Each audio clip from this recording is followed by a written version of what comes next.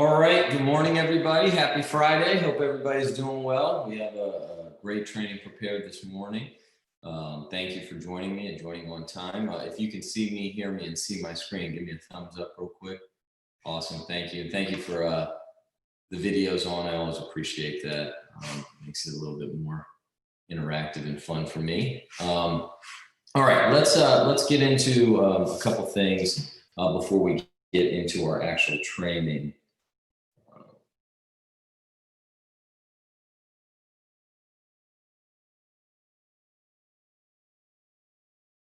Pull up my notes. Hold on.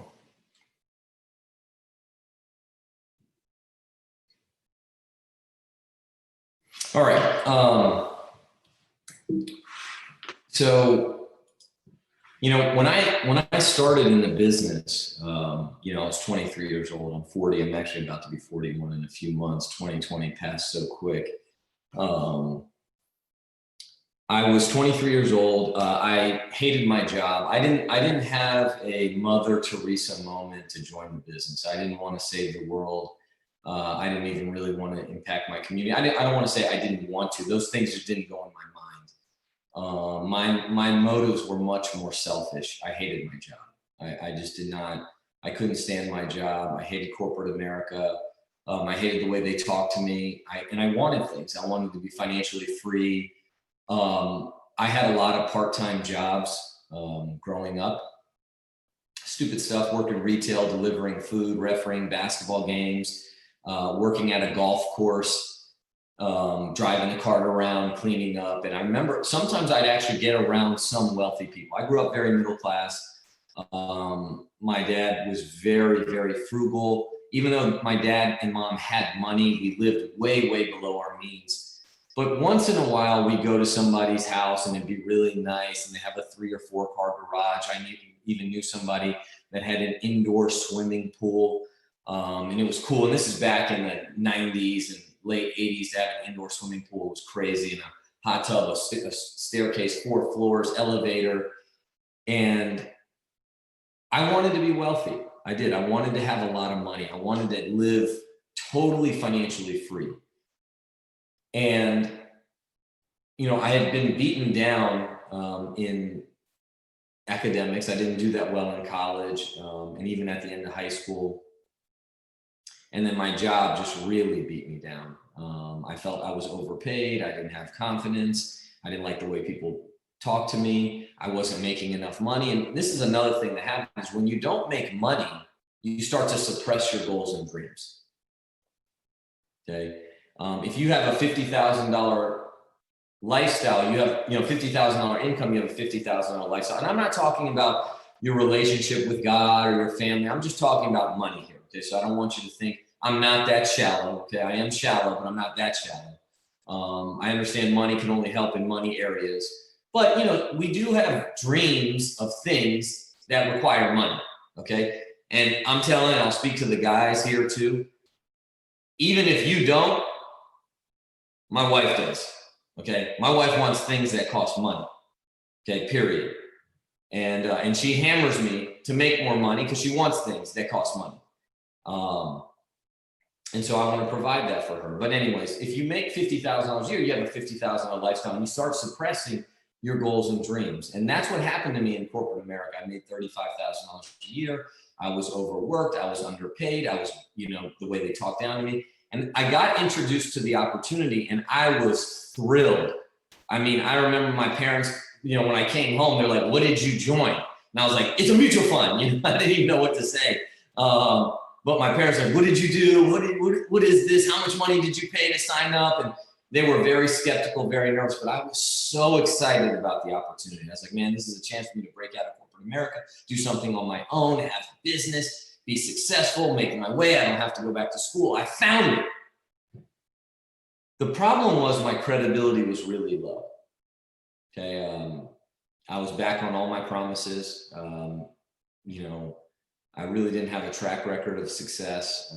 I had been successful in some areas in my life, but those were far removed. I was young, right? I was 23 years old at that time.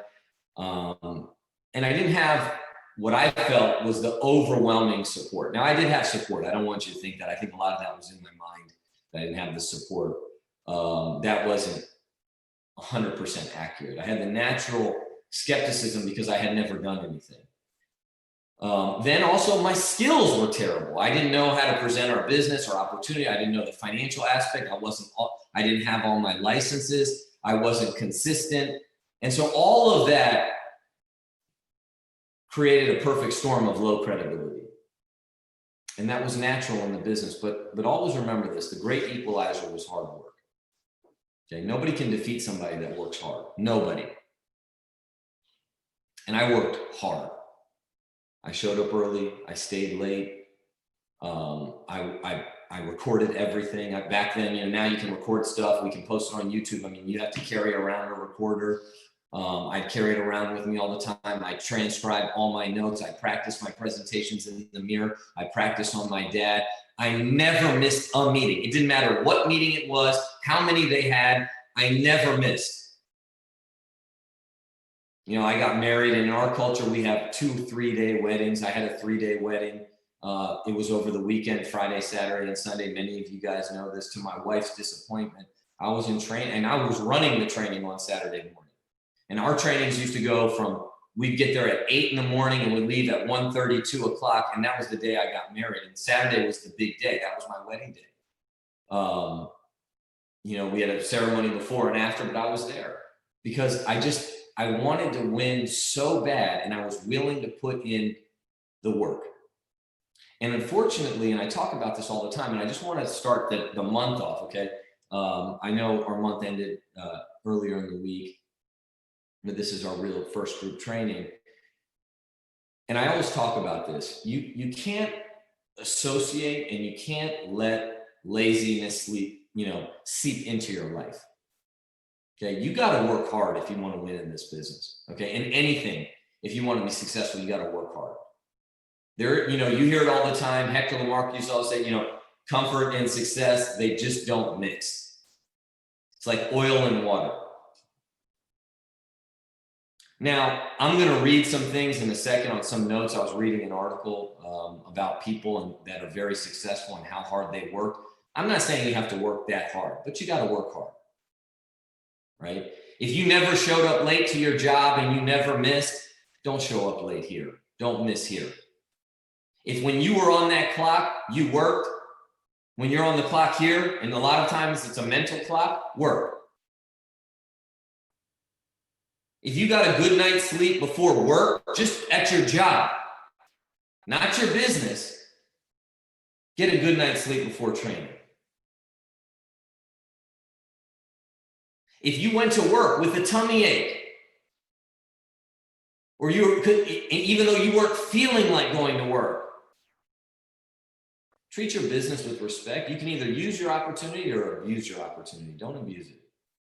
Don't abuse it.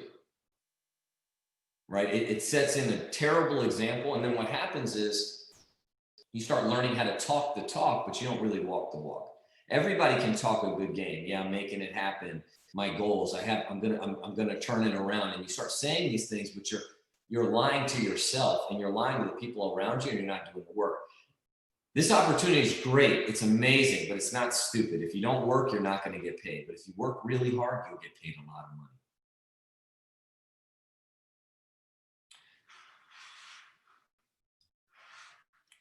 A couple things I always thought to myself as I was going through my journey, and I always want to recommend this because, and the reason why is we're not recommend, but repeat these is because we're coming off we didn't have a great month in October. And that's, September and October. September was a little bit average, and then October was below average. And for many of you, it wasn't great. And that's okay. All right. We got to turn it around. Always remember, winning is improving. Okay. Progress is success. Most of you come in here, you got nothing anyway. You have no licenses. You don't have a lot saved. You got debt like I did. So anything you get here is a positive. It's a marathon. You hear that all the time. It's a marathon. Doesn't matter how people come out the gates, right? I do little fitness classes, and they're stupid fitness classes. I love them. And they might be 3 or 4 sets or 4 or 5 rounds. And you know what? There's always somebody that comes out hot, and then they quit, and then they stop. Because it's not always how you start, it's how you finish. And always remember, it's a marathon. An inch by an inch, it's a cinch. By the yard, it's hard. Right? You break this thing down into little pieces. Just get through the next chapter. Just set the next appointment. Just do the next referral. Just do the next client. Just do the next presentation. Just make the next phone call. Because when you start thinking too far ahead, you start getting a little frustrated, and that's normal. And I wanted to read these things real quick about the insane work ethic of Mark Cuban, Jeff Bezos, and 14 other powerful leaders. Okay. Apple CEO Tim Cook begins his day at 4:30 a.m. in the morning.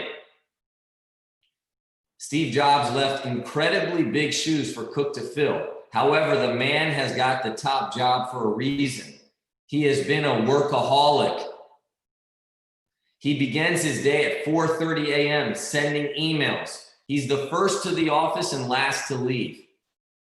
He used to hold staff meetings on Sunday night in order to prepare for Monday.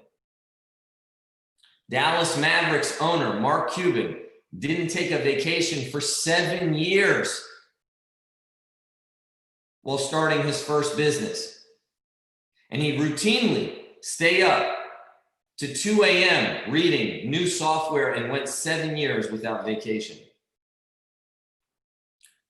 Mary Barra rose to the top of General Motors. She was the CEO after 33 years of working for the company.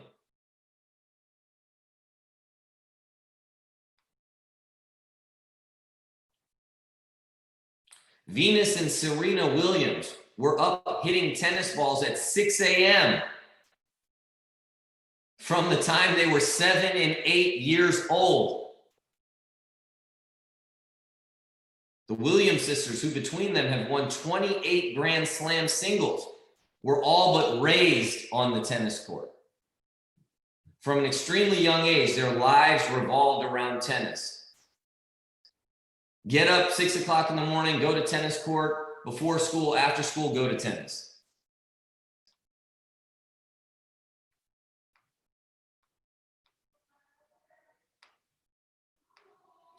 NBA legend Michael Jordan spent his summers taking hundreds of jump shots a day. Jordan had prodigious physical gifts. I'm sure I didn't say that word right. But as his longtime coach Phil Jackson writes, it was hard work that made him a legend. When Jordan first entered the league, his jump shot wasn't good enough. He spent his offseason taking hundreds of jumpers a day until it was perfect. Jackson writes that Jordan's defining characteristic wasn't his talent, but having the humility to know he had to work constantly to be the best. Yahoo CEO Marissa Mayer pulled all-nighters and worked 130-hour work weeks while at Google. GE CEO Jeffrey Immelt spent 24 years putting in 100-hour weeks.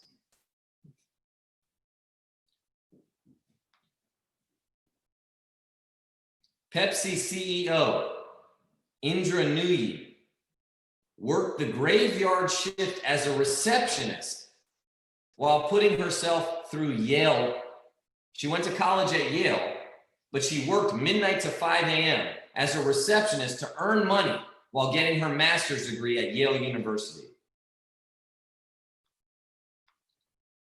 Elon Musk tells other entrepreneurs they need to work twice as hard as everyone else.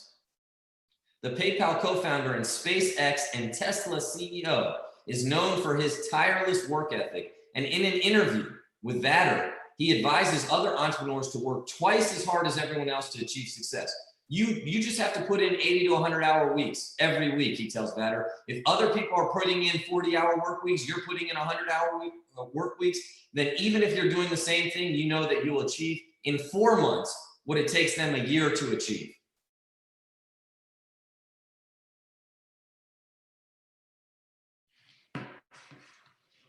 Now, I don't think you need to do that. I did not do that. Okay. I worked hard. I worked, 5, 6 days a week, 10-hour days, 50, 60 hours a week, but it wasn't work for me. It was fun. This is exciting. Every day was Christmas. Every day was a holiday. Every day I was free, chasing my goals and dreams. Every day I was proving somebody wrong and proving myself right. Every day I was making people eat their words. Every day. Every day I was making my parents proud. Now, every day I'm making my wife and my kids proud. But you're still in the game. So it's not work. It's not a job. It's not digging ditches. And that's why these people can work the way they work. But look, you got to work hard. I know, like, we do things, we do it for an hour a day. We have a meeting here, we have a meeting there. Look, if you want the big rewards, you got to put in a maximum effort. And one thing I always live by, right? You are one recruit away from an explosion. Always remember that. Okay. When I got involved in this business, there's a guy named Neil Gerfine. He was making $200,000 a year. Now I don't know what he makes, 1.8, $1.9 million. He hired one guy, a guy named Mario Munoz, changed his whole business, punched his ticket, gave him a conservatively $5 million raise. In 2014, I saw at a company trip, Willie Naranjo, we were at the same income. We are at 400,000 of income in 2014. He's at 2.8 million. He hired one guy, Miguel Illich. One guy changed his whole business. You need to be fired up about that. You can hire one person. You can hire one Mika Saunders, one Tanya Poe, and change. When I got in the business, forget everybody else. I walked into my RVP's office. He was making $200,000 a year. Now he's $600,000. He's been retired the entire time, never worked. When I walked into his office, he was retired. Now he's still retired. But I walked into his office, me and a buddy of mine, we changed his whole business. Now he makes $600,000 a year. Think about that. We called him in the yellow pages. We were looking for a closer office. We walked in, 200 to 600,000. You don't have this at your job. Can you imagine at your job, you're one assignment away from an explosion. You're one report away from an explosion. You're one more work week away from an explosion. It doesn't happen. And I always understood this. My daughter's a competitive swimmer, right? And we have a pool, and she likes to practice. That's why she's going to be successful in whatever she likes to do. Because she doesn't just like the meet, she likes to practice. She loves the grind. She's a grinder. And I always tell her, but she gets tired. She's only 7, when we're, swimming, she was only 7 years old. Now she's 8, right? But I always tell her, one more lap. My coaches would always tell me that. We run suicides in basketball or in soccer, right? They're always telling me one more sprint. You're like, man, we already did 10 more. You said one more 3 times ago. But he's always trying to get a little bit more out of us. One more. The next meeting, the next recruit, the next presentation. You never know. And you got to live with that, right? I understand. Sometimes you get frustrated. You have a bad month. Sometimes things don't happen the way they you think that the seas are going to part and the skies are going to clear. It actually doesn't work like that. The water actually gets very rough and it gets more cloudy, and it's just to see your will and determination. And that's why you got to have a great attitude when you're working, man. Not a good attitude, a great attitude. Always optimistic, always positive, always smiling, always moving fast, always taking the crap, but just kind of shifting away, dodging it, Teflon, like a Kevlar vest, just bulletproof. And that's how you win in this business. And last thing before we get into the training, if you're full-time, and that's what the Friday meetings are for. The Friday morning meetings are for advanced training, their mindset training, their recruiting, building, growing, all of it, okay? Work with reward punishment. The problem in America, right, is it's so easy to be so comfortable, right? You see broke people, they're broke, they got the iPhone 12. You see broke people, they got air conditioning. You get broke people, they have a nice home with Wi-Fi. See, before, when you were broke, you knew you were broke. You knew you didn't have money. You didn't have a car. You didn't have air conditioning. You didn't have a cell phone. You didn't have high-speed internet. So you didn't have, good food. You're generic. Now you can actually be broke, but be comfortable.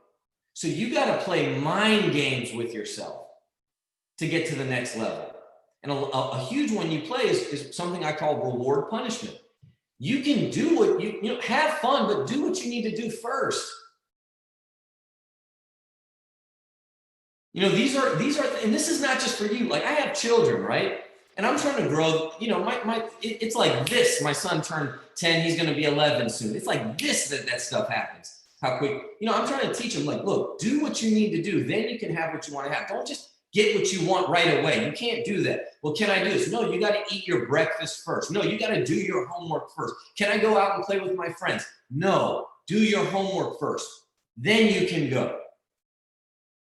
But like, when we get adults, we just want to roam free. We can do whatever we want. Well, okay, that's fine. You know what the price is? Success. That's what it is. Well, I'm already successful. Well, then your price is your true potential. Because yes, we're all blessed and successful to live where we live and to live how we live. But then the cost of that is your potential.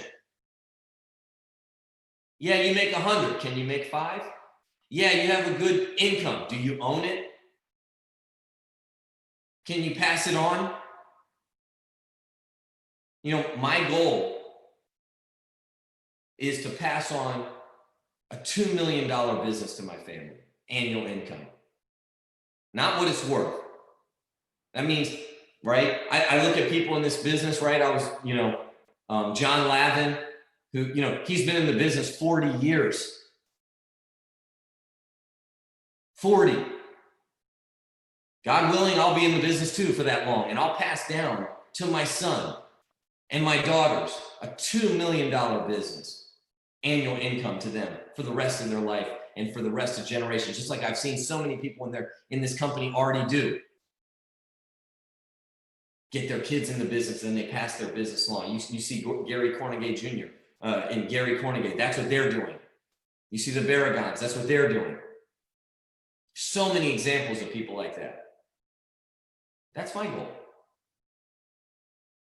And so even if I've achieved a level of success, if I don't get out of my comfort zone, I don't have a good attitude, I don't have a reward punishment, I'm not going to get to the next level either. These adjustments are easy. They're easy to make, man. You just make a few. Okay, do what you need to do, then do it. And then what happens when you actually reward yourself, whatever your reward is, you feel better about it as opposed to guilt. Because whenever you do something before you've paid the price, you always get overwhelmed with guilt. And guilt is just it's not a healthy emotion, man. So anyways, let's get into our training.